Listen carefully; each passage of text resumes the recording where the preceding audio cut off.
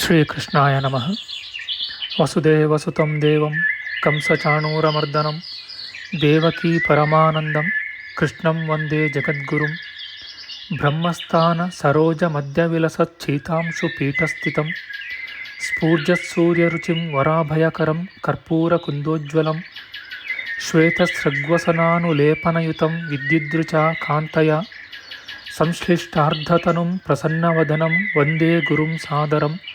ಶ್ರೀ ಗುರುಭ್ಯೋ ನಮಃ. ಲಂಬೋದರಂ ಪರಮಸುಂದರಮೇಕದಂತಂ ರಕ್ತಾಂಬರಂ ತ್ರಿನಯನಂ ಪರಮಂ ಪವಿತ್ರಂ ಉದ್ಯದ್ದಿವಾಕರಕರೋಜ್ವಲಕಾಯಕಾಂತಂ ವಿಘ್ನೇಶ್ವರಂ ಸಕಲವಿಘ್ನಹರಂ ನಮಾಮಿ. ತ್ವಾಂ ದೇವ ವಿಘ್ನದಲನೇತಿ ಚ ಸುಂದರೇತಿ ಭಕ್ತಿಪ್ರಿಯೇತಿ ಸುಖದೇತಿ ಫಲಪ್ರದೇತಿ ವಿದ್ಯಾಪ್ರದೇತ್ಯಗಹರೇತಿ ಚ ಯೇ ಸ್ತುವಂತಿ ತೇಭ್ಯೋ ಗಣೇಶವರದೋ ಭವ ನಿತ್ಯಮೇವ. ಶ್ರೀ ಮಹಾಗಣಪತಯೇ ನಮಃ. ಯಾ ಕುಂದೇಂದು ತುಷಾರಹಾರಧವಳ ಯಾ ಶುಭ್ರವಸ್ತ್ರಾವೃತ ಯಾ ವೀಣಾ ವರದಂಡಮಂಡಿತಕರ ಯಾ ಶ್ವೇತಪದ್ಮಾಸನ ಯಾ ಬ್ರಹ್ಮಾಚ್ಯುತ ಶಂಕರ ಪ್ರಭೃತಿಭಿಃ ದೇವೈಃ ಸದಾ ವಂದಿತಾ ಸಾ ಮಾಂ ಪಾತು ಸರಸ್ವತೀ ಭಗವತಿ ನಿಶ್ಶೇಷಜಾಡ್ಯಾಪಃ. ಶ್ರೀ ಸರಸ್ವತ್ಯೇ ನಮಃ. ವೇದಾರ್ಥತತ್ವವಿಶದೀಕರಣೇನ ಪುಂಸಾಂ ಉಚ್ಚೈರ್ಗತಿಂ ಜಗತಿ ಯೋ ದಯಾಯ ವಿಧಾತುಂ ರಮ್ಯಾಂ ಪುರಾಣಪದವೀಂ ಪ್ರಣಿನಾಯ ತಸ್ಮೈ ಲೋಕೇಶವೈಭವಪುಷೇ ಋಷಯೇ ನಮಸ್ತಾತ್. ತಸ್ಮೈ ವ್ಯಾಸಾಯ ಮುನಯೇ ಸರ್ವಜ್ಞಾಯ ಮಹರ್ಷಯೇ ಪರಾಶರ್ಯಾಯ ಶಾಂತಾಯ ನಮೋ ನಾರಾಯಣಾತ್ಮನೆ. ಶ್ರೀ ವ್ಯಾಸಾಯ ನಮಃ. ನಾರಾಯಣಂ ನಮಸ್ಕೃತ್ಯ ನರಂ ಚೈವ ನರೋತ್ತಮಂ ದೇವೀಂ ಸರಸ್ವತೀಂ ವ್ಯಾಸಂ ತತೋ ಜಯಮುದೀರಯೇತ್. ಕನಕರುಚಿದುಕೂಲಃ ಕುಂಡಲೋಲ್ಲಾಸಿಗಲ್ಲಃ ಶಮಿತಭುವನಭಾರಃ ಕೋಪಿ ಲೀಲಾವತಾರಃ ತ್ರಿಭುವನಸುಖಕಾರಿ ಶೇಷಶಾಯೀ ಮುಕುಂದೋ ಪರಿಕಲಿತರಮಾಂಗೋ ಮಂಗಲಂ ನಸ್ತನೋತು. ನಮಾಮಿ ಗೋವಿಂದ ಪದಾರವಿಂದಂ ಸದೇಂದಿರಾನಂದನಮುತ್ತಮಾಡ್ಯಂ ಜಗಜ್ಜನಾನಾಂ ಹೃದಯ ಸನ್ನಿವಿಷ್ಟಂ ಮಹಾಜನೈಕಾಯನಮುತ್ತಮೋತ್ತಮಂ. ನಮಸ್ತೆ ಚಕ್ರಹಸ್ತಾಯ ಶಾರ್ङ्ಗಹಸ್ತಾಯ ತೇ ನಮಃ. ನಂದಹಸ್ತಾಯ ತೇ ವಿಷ್ಣೋ ಶಂಖಹಸ್ತಾಯ ತೇ ನಮಃ. ಓಂ ನಮೋ ವಾಸುದೇವಾಯ ನಮಃ ಸಂಕರ್ಷಣಾಯ ಚ ಪ್ರದ್ಯುಮ್ನಾಯ ನಮಸ್ತುಭ್ಯಂ ಅನಿರುದ್ಧಾಯ ತೇ ನಮಃ. ಪಾತಾಲಾದುತ್ಪತಿಷ್ಣೋರ್ಮಕರವಸತಯೋ ಯಸ್ಯ ಪುಚ್ಛಾಭಿಘಾತಾ ಧೂರ್ಧ್ವಂ ಬ್ರಹ್ಮಾಂಡಖಂಡ ವ್ಯತಿಕರವಿಹಿತ ವ್ಯತ್ಯಯೇ ನಾಪತಂತಿ. ವಿಷ್ಣೋರ್ಮತ್ಸ್ಯಾವತಾರೇ ಸಕಲವಸುಮತಿ ಮಂಡಲಂ ವ್ಯಶ್ನುವಾನಃ ತಸ್ಯಾಸ್ಯೋದೀರಿತಾನಾಂ ಧ್ವನಿರಪಹರತಾದಶ್ರಿಯಂ ವ ಶ್ರುತೀನಾಂ. ಶ್ರೀ ಮತ್ಸ್ಯರೂಪಿ ಪರಮಾತ್ಮನೇ ನಮಃ. ಪ್ರಿಯ ಬಾಂಧವರೇ, ನಮ್ಮ ಈ ಶ್ರೀ ಲಾಲೀಕೃಷ್ಣ ಚಾನಲ್ಗೆ ಸ್ವಾಗತ.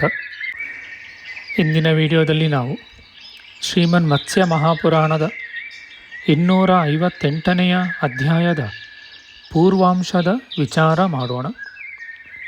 ಈ ಅಧ್ಯಾಯದಲ್ಲಿ ವಾಸ್ತುಶಾಸ್ತ್ರ, ದೇವತಾಮೂರ್ತಿಗಳ ಪ್ರತಿಷ್ಠೆ, ಆರಾಧನಾ ಉತ್ಸವಗಳಿಂದ ಬರುವ ಫಲ, ವಾಸುದೇವ ಮೂರ್ತಿಯ ಲಕ್ಷಣ, ಅವಯವಗಳ ಪ್ರಮಾಣ, ಸ್ತ್ರೀ ವಿಗ್ರಹಗಳಿಗೂ ಪುರುಷ ವಿಗ್ರಹಗಳಿಗೂ ಇರಬೇಕಾದ ವ್ಯತ್ಯಾಸಗಳ ವಿಚಾರ ಮಾಡೋಣ. ಶ್ರೀಕೃಷ್ಣಾಯ ನಮಃ. ಋಷಿಗಳು ಕೇಳುತ್ತಾರೆ, 1000 ಜ್ಞಾನ ಯೋಗಗಳಿಗಿಂತ ಕರ್ಮಯೋಗವು ಶ್ರೇಷ್ಠವೆಂದು ಹೇಳುತ್ತಾರಷ್ಟೇ. ಅಂತಹ ಕರ್ಮಯೋಗವು ಗೃಹಸ್ಥ ಮೊದಲಾದವರಿಗೆ ಸಿದ್ಧಿಸುವ ಬಗೆ ಹೇಗೆ? ಸೂತ ಪುರಾಣಿಕರು ಹೇಳುತ್ತಾರೆ, ದೇವತಾಮೂರ್ತಿಗಳ ಸ್ವರೂಪ ವರ್ಣನ ರೂಪವಾದ ಕರ್ಮಯೋಗವನ್ನು ಹೇಳುವೆನು. ಐಹಿಕ ಮುಷ್ಮಿಕ ಸುಖಗಳಿಗೂ ಮೋಕ್ಷಕ್ಕೂ ಇದಕ್ಕಿಂತ ಉತ್ತಮವಾದ ಸಾಧನವು ಲೋಕದಲ್ಲಿ ಮತ್ತೊಂದಿಲ್ಲ. ದೇವತಾ ವಿಗ್ರಹಗಳನ್ನು ಪ್ರತಿಷ್ಠೆ ಮಾಡಬೇಕಾದರೆ ಅವುಗಳ ಸ್ವರೂಪ ವರ್ಣನವು ಅವಶ್ಯಕ. ಆ ಮೂರ್ತಿಗಳಿಗೆ ಬ್ರಹ್ಮೋತ್ಸವಾದಿಗಳನ್ನು ನಡೆಸಿ ಸಂಸಾರ ಬಂಧನದಿಂದ ಪಾರಾಗಬೇಕು. ವಿಷ್ಣು ಪ್ರತಿಮೆಯ ರೂಪವು ಹೇಗಿರಬೇಕೆಂಬುದನ್ನು ಹೇಳುವೆನು. ಕೈಗಳಲ್ಲಿ ಶಂಖಚಕ್ರ ಪದ್ಮ ಮತ್ತು ಗದೆಗಳನ್ನು ಧರಿಸಿ ಶಾಂತ ಮೂರ್ತಿಯಾಗಿರಬೇಕು. ತಲೆ ಕೊಡೆಯ ಆಕಾರವಾಗಿಯೂ ಕುತ್ತಿಗೆಯು ಶಂಖದ ಆಕಾರವಾಗಿಯೂ ಇರಬೇಕು. ಕಣ್ಣುಗಳು ಶುಭವಾಗಿಯೂ ಮೂಗು ಎತ್ತರವಾಗಿಯೂ ಕಿವಿಗಳು ಮುತ್ತಿನ ಚಿಪ್ಪಿನಂತೆಯೂ ಇರಬೇಕು. ಭುಜಗಳು ಗಂಭೀರವಾಗಿಯೂ ದಪ್ಪವಾಗಿಯೂ ಇರಬೇಕು. ಮನೆಯಲ್ಲಿ ಪೂಜಿಸುವುದಕ್ಕಾಗಿ ನಿರ್ಮಿಸುವ ವಿಷ್ಣು ಪ್ರತಿಮೆಗೆ ಶಾಸ್ತ್ರಜ್ಞನು 8, 4 ಅಥವಾ 2 ತೋಳುಗಳನ್ನು ಇಡಬಹುದು. ವಿಷ್ಣುವಿನ ಅರ್ಚಾಮೂರ್ತಿಗೆ 8 ತೋಳುಗಳಿದ್ದರೆ ಕತ್ತಿ, ಗದೆ, ಬಾಣ ಮತ್ತು ಪದ್ಮಗಳನ್ನು ಬಲಗೈಗಳಲ್ಲೂ ಬಿಲ್ಲು, ಗುರಾಣಿ, ಶಂಖ ಮತ್ತು ಚಕ್ರಗಳನ್ನು ಎಡಗೈಗಳಲ್ಲೂ ಇರಿಸಬೇಕು. 4 ತೋಳುಗಳಿದ್ದರೆ ಆಯುಧಗಳು ಇರಬೇಕಾದ ರೀತಿಯನ್ನು ಹೇಳುವೆನು ಕೇಳಿ. ವಾಸುದೇವ ವಿಗ್ರಹದ ಬಲಗಡೆ ಗದಾ ಪದ್ಮಗಳು, ಎಡಗಡೆ ಶಂಖ ಚಕ್ರಗಳು ಇರಬೇಕು. ಶ್ರೇಯಸ್ಕಾಮನಾದವನು ಗಮನಿಸಬೇಕಾದ ವಿಷಯವಿದು. ಕೃಷ್ಣ ವಿಗ್ರಹದಲ್ಲಾದರೂ ಗದೆಯು ಎಡಗೈಯಲ್ಲಿರುವುದೇ ಪ್ರಶಸ್ತವಾದುದು. ಮೇಲ್ಗಡೆ ಶಂಖ ಚಕ್ರಗಳನ್ನು ಇಷ್ಟಾನುಸಾರವಾಗಿ ಎಡಗೈಯಲ್ಲೋ ಬಲಗೈಯಲ್ಲೋ ಇಡಬಹುದು. ಕೆಳಗಡೆ ಪಾದಗಳ ಮಧ್ಯದಲ್ಲಿ ಭೂದೇವಿಯನ್ನು ನಿರ್ಮಿಸಬೇಕು. ಬಲಗಡೆ ಗರುಡನು ನಮಸ್ಕರಿಸುವಂತೆ ಕಲ್ಪಿಸಬೇಕು. ಲಕ್ಷ್ಮೀದೇವಿಯು ಕೈಯಲ್ಲಿ ತಾವರೆಯನ್ನು ಹಿಡಿದು ಸೌಮ್ಯ ಮುಖದಿಂದ ಎಡಗಡೆಯಲ್ಲಿರಬೇಕು. ಐಶ್ವರ್ಯ ಕಾಮನು ಗರುಡದೇವನನ್ನು ಮುಂಭಾಗದಲ್ಲಿ ಬೇಕಾದರೂ ನಿಲ್ಲಿಸಬಹುದು. ಶ್ರೀಯು ಪುಷ್ಟಿಯು ತಾವರೆಗಳನ್ನು ಕೈಯಲ್ಲಿ ಹಿಡಿದುಕೊಂಡು 2 ಪಕ್ಕಗಳಲ್ಲಿಯೂ ಕಂಗೊಳಿಸುತ್ತಿರಬೇಕು. ದೇವತೆಗಳು ನಗಾರಿಯನ್ನು ಬಾರಿಸುತ್ತಿರಲು, ಗಂಧರ್ವ ದಂಪತಿಗಳು ಸ್ತುತಿಸುತ್ತಿರಲು, ವಿದ್ಯಾಧರರು ಗಾನ ಮಾಡುತ್ತಿರಲು, ಎಲೆಗಳು ಬಳ್ಳಿಗಳು ವಿರಾಜಿಸುತ್ತಿರಲು, ಸಿಂಹವೂ ಹುಲಿಯೂ ಮೆರೆಯುತ್ತಿರಲು, ಕಲ್ಪಲತೆಗಳು ಹಬ್ಬಿಕೊಂಡಿರಲು, ದೇವಪ್ರಮುಖರು ಸ್ತೋತ್ರ ಮಾಡುತ್ತಿರಲು, ಆನಂದವನ್ನು ಬೀರುವ ಅಂದವಾದ ತೋರಣವನ್ನು ಮೇಲ್ಗಡೆಯಲ್ಲಿ ನಿರ್ಮಿಸಬೇಕು. ವಿಷ್ಣುವಿನ ಅರ್ಚಾ ವಿಗ್ರಹವು ಈ ರೀತಿಯಾಗಿರಬೇಕು. ಪೀಠದ ಪ್ರಮಾಣವು 3ರಲ್ಲಿ 1 ಪಾಲಿರುವುದು. ದೇವತೆಗಳ, ದಾನವರ ಮತ್ತು ಕಿನ್ನರರ ಪ್ರಮಾಣ 9 ಚೋಟು. ಇನ್ನು ಮುಂದೆ ಉದ್ದಳತೆಯ ಪ್ರಮಾಣವನ್ನು ವಿವರವಾಗಿ ಹೇಳುವೆನು. ಕಿಟಕಿಯಿಂದ ಒಳಕ್ಕೆ ಬರುವ ಸೂರ್ಯನ ಕಿರಣಗಳಲ್ಲಿ ಸ್ಫುಟವಾಗಿ ಕಾಣುವ ಧೂಳಿಗೆ ತ್ರಿಸರೇಣುವೆಂದು ಹೆಸರು.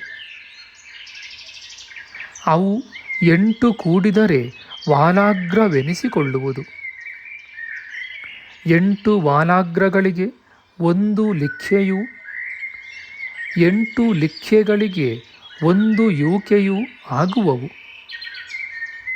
8 ಯೂಕೆಗಳಿಗೆ 1 ಯವವೆಂದು, ಅಂತಹ 8 ಯವಗಳಿಗೆ 1 ಅಂಗುಲವೆಂದೂ ಹೆಸರು. ತನ್ನ ಕೈಬೆರಳಿನ ಅಳತೆಯಲ್ಲಿ ಪ್ರತಿಮೆಯ ಮುಖವು 12 ಅಂಗುಲವಿರಬೇಕು. ಮುಖದ ಪ್ರಮಾಣಕ್ಕೆ ತಕ್ಕಂತೆ ಉಳಿದ ಎಲ್ಲ ಅವಯವಗಳನ್ನು ನಿರ್ಮಿಸಬೇಕು. ಚಿನ್ನ, ಬೆಳ್ಳಿ, ತಾಮ್ರ, ರತ್ನ, ಮರ, ಕಬ್ಬಿಣ, ಸೀಸ, ಹಿತ್ತಾಳೆ, ಕಾವಿ ಮೊದಲಾದ ಧಾತು, ತಾಮ್ರ ಮಿಶ್ರವಾದ ಇತರ ಲೋಹ ಮುಂತಾದವುಗಳಿಂದ ನಿರ್ಮಿತವಾದ ಆರ್ಚಾ ವಿಗ್ರಹವು ಶ್ಲಾಘ್ಯವಾದುದು.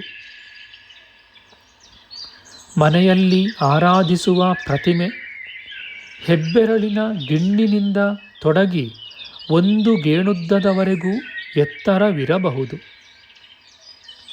ಅದಕ್ಕಿಂತ ಹೆಚ್ಚಾಗಿರಬಾರದೆಂದು ಶಾಸ್ತ್ರಜ್ಞರು ಹೇಳುವರು. ದೇವಾಲಯಗಳಲ್ಲೋ ಎಂದರೆ 16 ಗೇಣುಗಳವರೆಗೂ ವಿಗ್ರಹವು ಎತ್ತರವಾಗಿರಬಹುದು. ಅದಕ್ಕಿಂತ ಹೆಚ್ಚಾಗಿರಬಾರದು. ದ್ರವ್ಯಾನುಕೂಲ್ಯಕ್ಕೆ ತಕ್ಕಂತೆ ಪ್ರತಿಮೆಗಳನ್ನು ಉತ್ತಮ, ಮಧ್ಯಮ ಮತ್ತು ಕನಿಷ್ಠ ಪ್ರಮಾಣದಲ್ಲಿ ನಿರ್ಮಿಸಬೇಕು.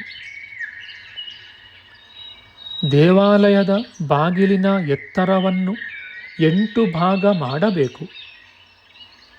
ಅದರಲ್ಲಿ 5 ಭಾಗವನ್ನು ಬಿಟ್ಟು ಉಳಿದ 3 ಭಾಗಗಳಲ್ಲಿ 2 ಭಾಗದಷ್ಟು ಎತ್ತರವಾಗಿ ವಿಗ್ರಹವನ್ನು ರಚಿಸಬೇಕು.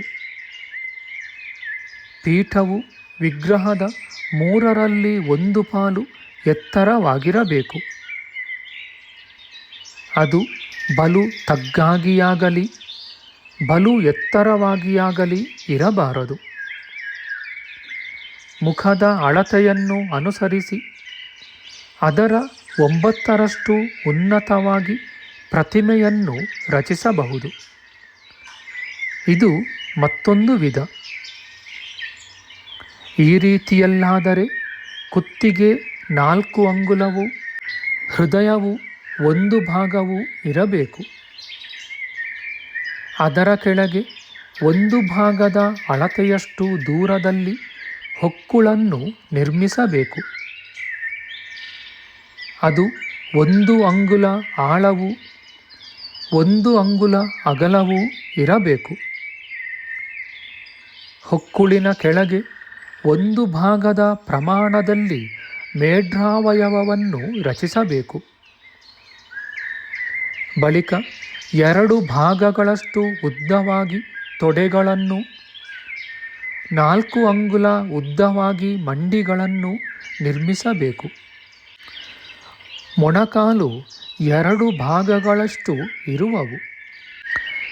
ಪಾದಗಳು 4 ಅಂಗುಲವೂ ಶಿರಸ್ಸು 14 ಅಂಗುಲವೂ ಇರುವವು. ಎತ್ತರದ ಅಳತೆಯನ್ನು ಹೇಳಿಯಾಯಿತು. ಇನ್ನು ಸುತ್ತಳತೆಯನ್ನು ತಿಳಿಯಿರಿ. ಎಲೈ ಬ್ರಾಹ್ಮಣೋತ್ತಮರೇ, ಎಲ್ಲ ಅವಯವಗಳ ವಿಸ್ತಾರವನ್ನು ಹೇಳುವೆನು ಕೇಳಿ.